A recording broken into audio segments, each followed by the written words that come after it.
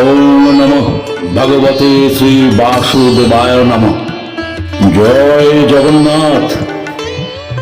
রথযাত্রার দিন কাছে, তাই রানী রাজাকে বললে, চলো রথ দেখতে যাই। রাজা বললে, আচ্ছা।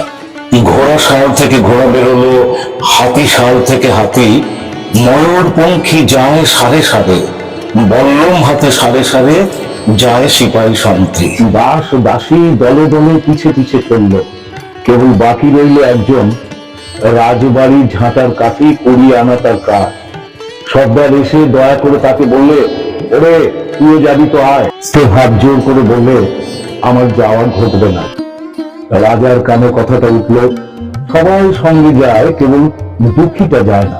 রাজা দয়া করে মন্ত্রীকে বললে, ওকেও ডেকে নিও। রাস্তার ধারে তার বাড়ি।